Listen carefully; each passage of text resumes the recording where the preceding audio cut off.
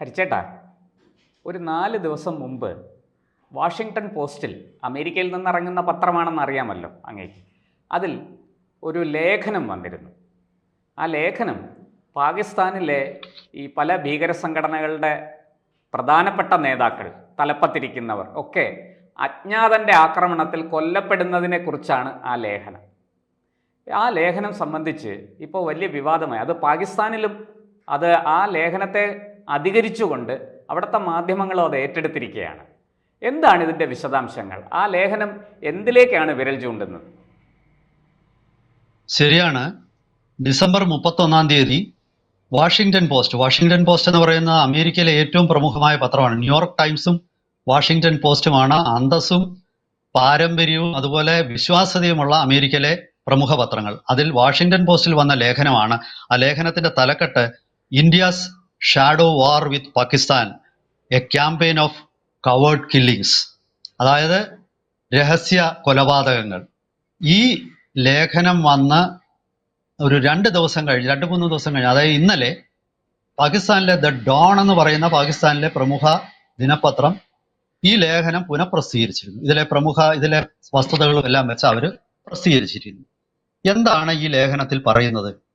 പാകിസ്ഥാനുള്ളിൽ കയറി നിരന്തരം നിർഭയം ഇന്ത്യയോ ഇന്ത്യയുടെ പിണിയാളുകളോ ഇന്ത്യ വിരുദ്ധ പ്രവർത്തനം നടത്തുന്ന പാകിസ്ഥാന്റെ ISI ആകട്ടെ, പാകിസ്ഥാൻ സൈന്യമാകട്ടെ, അതല്ലെങ്കിൽ ഭീകര സംഘടനകളാകട്ടെ, അതായത് ലഷ്കർ ഇ തയ്യബയോ ജെയ്ഷെ മുഹമ്മദോ പോലുള്ള ഭീകര സംഘടനകളാകട്ടെ, ഇന്ത്യ സ്വന്തം ഇച്ഛാനുസരണം ഇവരെ എല്ലാം കൊന്നുകളയുകയാണ്.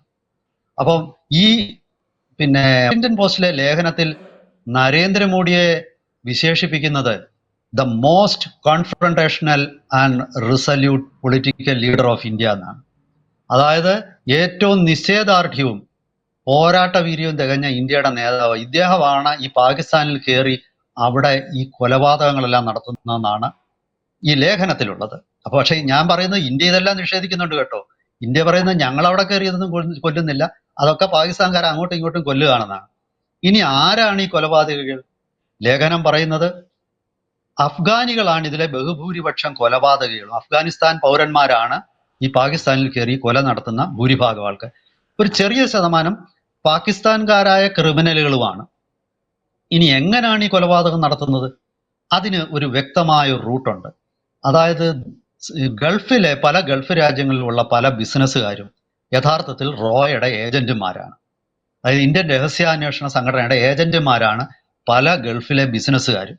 ഈ ബിസിനസ്സുകാരാണ് പലരെയും റിക്രൂട്ട് ചെയ്ത് പാകിസ്ഥാനിലോട്ട് അയക്കുന്നത്. ഇവർക്ക് എങ്ങനെയാണ് പൈസ കൊടുക്കുന്നത്? ഇവർക്ക് ഹവാല റൂട്ട് വഴിയാണ് പൈസ കൊടുക്കുന്നത്. ഈ പൈസയുമായിട്ട് അവർ അവിടെ ചെന്ന് അവരുടെ കൃത്യം നിർവഹിക്കുന്നു. അപ്പോൾ ഇതിനകത്തിൽ ചൂണ്ടിക്കാണിക്കുന്നത് 2020 തൊട്ട് 2024 വരെ നടത്തിയ 6 കൊലപാതകങ്ങളാണ് പാകിസ്ഥാനെ ഞെട്ടിപ്പിച്ചിരിക്കുന്നത്. അതിലധികം കൊലപാതകങ്ങൾ അവിടെ നടത്തിയിട്ടുണ്ട്. പക്ഷെ ഈ 6 കൊലപാതകങ്ങൾ എന്ന് പറയുന്നത് പാകിസ്ഥാന്റെ നട്ടെല്ലൊടിക്കുന്ന തരത്തിലുള്ള കൊലപാതകങ്ങളാണ്. അതായത് പാകിസ്ഥാൻ ഇന്ത്യക്കെതിരെ നടത്തുന്ന യുദ്ധത്തിലെ നട്ടെല്ലും പ്രധാന കണ്ണികളുമാണ് ഇവരെല്ലാം. സൂത്രധാരന്മാരാണ്. അവരെ എല്ലാം തീർത്തു കളഞ്ഞിരിക്കുകയാണ്. മാത്രമല്ല ഈ ലേഖനം പറയുന്നത് ഇന്ത്യ ലോകത്തിന്റെ പല ഭാഗത്തും ഇപ്പോൾ ഇത്തരം ആക്രമണങ്ങൾ നടത്തുന്നു ഇന്ത്യയുടെ ശത്രുക്കൾക്കെതിരെ. ഇന്ത്യയെ വാഷിങ്ടൺ പോസ്റ്റ് വിശേഷിപ്പിക്കുന്നത് ശരിക്കും മൊസാദ് പോലുള്ള ഒരു സാധനമാണ് ഇന്ത്യയുടെ റോ ആ രീതിയിൽ മാറിക്കഴിഞ്ഞിരിക്കുന്നു. മാത്രമല്ല അവർ പാകിസ്ഥാൻ ഒരു പരീക്ഷണശാലയാക്കുകയാണ്. അത് പാകിസ്ഥാനിലാണ് ഇവരുടെ എല്ലാ പദ്ധതികളും. എങ്ങനെ ഒരു രാജ്യത്തിൽ കയറി ഒരാളെ കൊല്ലണം, ഇത് ആസൂത്രണം ചെയ്ത് പരീക്ഷിക്കുന്നത് പാകിസ്ഥാനിൽ നടപ്പാക്കി കഴിഞ്ഞാൽ വേറെ എവിടെ വേണമെങ്കിലും നടപ്പാക്കാം. അങ്ങനെയാണ് നൈജർ എന്ന് പറയുന്ന സിഖ് ഭീകരനെ കാനഡയിൽ വധിച്ചതെന്നാണ് ഈ വാഷിങ്ടൺ പോസ്റ്റ് പറയുന്നത്. പക്ഷേ ഇന്ത്യ ഇതെല്ലാം നിഷേധിക്കുന്നുണ്ട്. ഇതൊന്നും നമ്മൾ അറിയുന്നില്ല. ഇന്ത്യ സമാധാനപ്രിയമായ ഒരു രാജ്യമാണ്. ഇന്ത്യ ഗാന്ധിയുടെ ആദർശങ്ങൾ പിന്തുടരുന്ന വലത് ചെകിടത്തടിച്ച ഇടത് ചെകിട് കാണിച്ചു കൊടുക്കുന്ന രാജ്യമാണ്. അപ്പൊ അതുകൊണ്ട് ഇതെല്ലാം തന്നെ അപവാദങ്ങളാണെന്നാണ് ഇന്ത്യയുടെ വിദേശകാര്യ വകുപ്പ് പറയുന്നത്. ചോദിച്ചോളൂ. ചേട്ടാ, ഇതേക്കുറിച്ച് പാക് ഭരണകൂടം, പാകിസ്ഥാൻ സർക്കാർ ഔദ്യോഗികമായി പ്രതികരിച്ചിട്ടുണ്ടോ ഈ വാഷിങ്ടൺ പോസ്റ്റിനെ കുറിച്ചും? അതുപോലെ തന്നെ പാകിസ്ഥാനിലെ പത്രങ്ങളും മറ്റും ഈ വിഷയം ഏറ്റെടുത്തല്ലോ. ഇപ്പൊ ഡോണിന്റെ കാര്യം അങ്ങ് പറഞ്ഞു. ഇത് ഔദ്യോഗികമായിട്ട് സർക്കാർ ഇക്കാര്യത്തിൽ പ്രതികരിച്ചിട്ടുണ്ടോ? പാകിസ്ഥാൻ സർക്കാർ ഇത് പണ്ട് പാകിസ്ഥാന്റെ ഒരു നിലപാടെന്ന് പറഞ്ഞാല്, ഇപ്പൊ പാകിസ്ഥാനിൽ നിന്ന് ഇന്ത്യയിലേക്ക് അയക്കുന്ന ഒരു ഭീകരൻ കൊല്ലപ്പെട്ടു. പാകിസ്ഥാൻ പറയും ഇയാളെ ഞങ്ങൾക്ക് അറിയാൻ വയ്യ എന്ന് പറയും. നിങ്ങൾ എന്താന്ന് വെച്ചാൽ അങ്ങരുടെ ശരീരം വേണമെങ്കിൽ അവിടെ കുഴിച്ചിടുവോ വെട്ടിക്കീറുവോ അതല്ല കടലിലിടുവോ എന്തോ വേണമെങ്കിലും ചെയ്ത് പാകിസ്ഥാൻ പറയും ഇയാളെ ഞങ്ങൾക്ക് അറിയാൻ വയ്യെന്ന്. പണ്ട് തൊട്ടേ പാകിസ്ഥാന്റെ നിലപാട് ഇങ്ങനെയാണ്. അതായത് അവർ ഉത്തരവാദിത്വം ഏറ്റെടുക്കത്തില്ല. പാകിസ്ഥാൻ സൈന്യം ഇവിടെ നുഴഞ്ഞു കയറുമ്പോഴും, അതായത് പാകിസ്ഥാൻ സൈന്യത്തിന് ഇന്ത്യയുടെ ബോർഡറിൽ നിയോഗിച്ചിരിക്കുന്ന പ്രത്യേക കമാൻഡോ സേനയുണ്ട്, ബോർഡർ ആക്ഷൻ ഫോഴ്സ് എന്ന് പറഞ്ഞു. ആ ബോർഡർ ആക്ഷൻ ഫോഴ്സ് എന്ന് പറഞ്ഞ പാകിസ്ഥാനിലെ വളരെ പ്രമുഖമായ, വളരെ ഒരുപാട് പരീക്ഷകൾക്ക് ശേഷം തെരഞ്ഞെടുക്കുന്ന ചില ആൾക്കാരെയാണ് ഇതിലെടുക്കുന്നത്. അവർ ഇന്ത്യൻ പട്ടാളത്തിന്റെ വെടിയൊക്കെ ഏറ്റ് കൊല്ലപ്പെട്ട് കഴിഞ്ഞാൽ ആ പാവങ്ങളുടെ ശരീരം പോലും പിന്നെ വീട്ടിൽ കിട്ടത്തില്ല. പാകിസ്ഥാൻ പറയും ഇവരെ ഞങ്ങൾക്ക് അറിഞ്ഞുകൂടാന്ന് പറയും. അതായിരുന്നു പാകിസ്ഥാന്റെ പരമ്പരാഗത നിലപാട്. പക്ഷേ ഈ ഞാൻ മുമ്പേ പറഞ്ഞ പോലെ നിർഭയം നിരന്തരമുള്ള ഈ പാകിസ്ഥാനിലെ അജ്ഞാതന്റെ കൊലപാതകങ്ങൾ പാകിസ്ഥാനെ ഞെട്ടിച്ച് ഇപ്പോൾ പാകിസ്ഥാൻ സമ്മതിച്ചു തുടങ്ങി. പാകിസ്ഥാൻ പറയുന്നു ഞങ്ങളുടെ ആൾക്കാർ കൊല്ലപ്പെടുന്നു എന്ന് പറയുന്നു. ഈ പണ്ട് പാകിസ്ഥാന്റെ ഒരു തിയറി ഉണ്ട്, ഒരു ഇന്ത്യൻ ഹിന്ദുവിന് 19 പാകിസ്ഥാൻ ഇന്ത്യൻ ഹിന്ദു എന്ന് പറയുന്ന ആള് അല്ല, ഒരു പാകിസ്ഥാൻ മുസ്ലിം എന്ന് പറയുന്നത് 19 ഇന്ത്യൻ ഹിന്ദുക്കൾക്ക് സമമാണ്. അത്ര കരുത്തും അത്ര ബുദ്ധിയും അത്ര പിന്നെ കർമ്മകുശലതയും ഒക്കെയുള്ള ആൾക്കാരാണ് പാകിസ്ഥാനികൾ. ഇത് പറഞ്ഞ് ഈ മിഥ്യാധാരണ ഉണ്ടാക്കിയിട്ടാണ് ഇവരെ കൈ ബോംബും വയറ്റത്ത് ബോംബും ഒക്കെ വെച്ച് കെട്ടി ഇങ്ങോട്ട് വിടുന്നത്. അതല്ല സത്യം എന്ന് പറഞ്ഞാൽ അവരാരെങ്കിലും ഇന്ത്യക്കെതിരെ യുദ്ധം ചെയ്യാൻ വരുമോ? പക്ഷെ ഇപ്പൊ അത് നടക്കുന്നില്ല. ഇപ്പൊ പാകിസ്ഥാൻ ആദ്യമായിട്ട് പറയുന്നത് ഞങ്ങളെ ഇവിടെ വന്ന് ദ്രോഹിക്കുക. അത് ഔദ്യോഗികമായിട്ട് തന്നെ പാകിസ്ഥാൻ പറഞ്ഞു കഴിഞ്ഞു. കാരണം ISIയുടെ ഈ കഴിഞ്ഞ ഒരു 2-3 മാസം മുമ്പ് റിട്ടയർ ചെയ്ത പിന്നെ ISIയുടെ ഡയറക്ടർ പാകിസ്ഥാൻ അനിൽ നിന്നും അമേരിക്കയിൽ ചെന്നിട്ട് CIA ഡയറക്ടറായ William J burns, Nadeem Anjum എന്നാണ് പാകിസ്ഥാന്റെ CIA ആ സമയത്തെ പാകിസ്ഥാന്റെ ISI ഡയറക്ടറുടെ പേര്. നദീം അഞ്ജും ചെന്ന് CIA ഡയറക്ടറായ വില്യം ജെ ബേൺസിന്റെ അടുക്ക ചെന്ന പരാതി പറഞ്ഞു. മാത്രമല്ല കുറച്ച് മാസങ്ങൾക്ക് മുമ്പ് പാകിസ്ഥാൻ വിദേശകാര്യ സെക്രട്ടറി ദുബായിൽ വെച്ച് ഒരു പത്രസമ്മേളനത്തിൽ ഇന്ത്യയെ പരസ്യമായിട്ട് ഇന്ത്യയാണ് പാകിസ്ഥാനിലെ കൊലപാതകങ്ങളുടെ പിന്നിലെന്ന ആരോപണം ഉന്നയിക്കുകയും ചെയ്തു.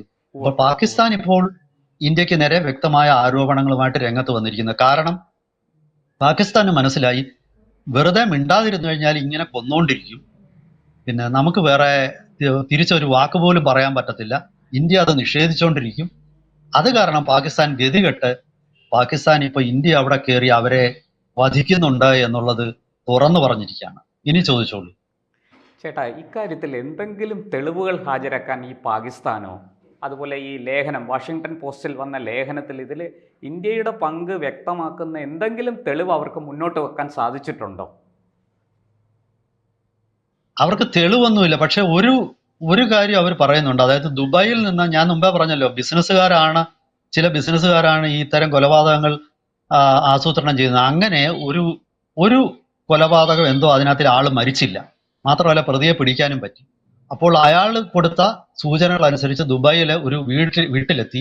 അപ്പോൾ 2 ഇന്ത്യൻ പാസ്പോർട്ട് അവർക്ക് കിട്ടി. പക്ഷെ ആൾക്കാരെ പിടികൂടാൻ പറ്റിയില്ല. അപ്പോഴേക്കും അവര് സ്ഥലം വിട്ടിരുന്നു. ദുബായ് സർക്കാരാകട്ടെ ഇത്തരം കാര്യത്തിലൊന്നും ഞങ്ങൾക്ക് ഇടപെടില്ല, നിങ്ങൾ തമ്മിലുള്ള വിഷയം, നിങ്ങളുടെ തമ്മിൽ ആരാ ശക്തനെന്ന് വെച്ചാൽ അവര് ജയിക്കട്ടെ എന്നുള്ള നിലപാടിലാണ്. അവര് പാകിസ്ഥാൻ അനുകൂലമായ നിലപാടുകളൊക്കെ ഇപ്പൊ ഗൾഫ് രാജ്യങ്ങൾ നിർത്തിവെച്ചിരിക്കുകയാണ്. അപ്പൊ അതാണ് പാകിസ്ഥാനെ ദുഃഖിപ്പിക്കുന്ന മറ്റൊരു വിഷയം. കാരണം ഇത്തരം അന്വേഷണങ്ങളിലൊന്നും പുറത്തുള്ള ഏജൻസികളുടെ ഒന്നും സഹായം അവർക്ക് കിട്ടുന്നില്ല.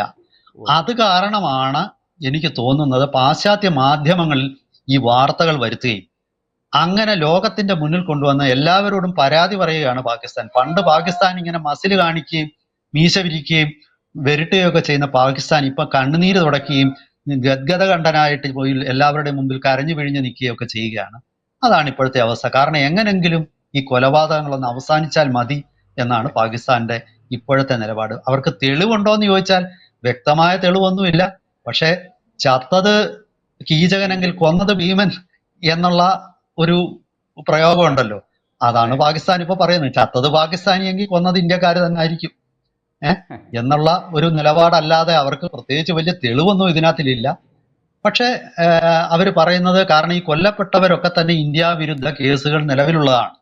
ഇപ്പൊ ഉദാഹരണത്തിന് പാകിസ്ഥാൻ ജയിലിൽ വെച്ച് പിന്നെ ഒരു ഇന്ത്യൻ പൗരനെ നിഷ്ഠൂരമായിട്ട് മർദ്ദിച്ചു കൊന്ന കേസിലെ പ്രതിയെ പോലും ഈ കഴിഞ്ഞ കുറച്ച് മാസങ്ങൾക്ക് മുമ്പ് പാകിസ്ഥാനിൽ വെച്ച് വെടിയേറ്റ് ആ പ്രതിയെ പോലും ഇന്ത്യ കൊന്നു എന്നാണ് പാകിസ്ഥാൻ പറയുന്നത്. പിന്നെ നമ്മൾ കഴിഞ്ഞ ഒരു വീഡിയോയിൽ ചർച്ച ചെയ്തതുപോലെ ഈ ലഷ്കർ ഇ തയ്യബയുടെ രണ്ടാമൻ കൊല്ലപ്പെട്ടു. അതുപോലെ തന്നെ മസൂദ് അസർ, ജെയ്ഷെ മുഹമ്മദിന്റെ തലവനായ മസൂദ് അസറിന് പെട്ടെന്ന് ഹാർട്ട് അറ്റാക്ക് വരുന്നു. ഇവരൊക്കെ തന്നെ പല രീതിയിൽ, ചിലർ രോഗങ്ങൾ കൊണ്ടാവാൻ, ചിലർ അപകടങ്ങളിലാവാൻ, ചിലർ വെടിയേറ്റുമാണ് കൊല്ലപ്പെടുന്നത്.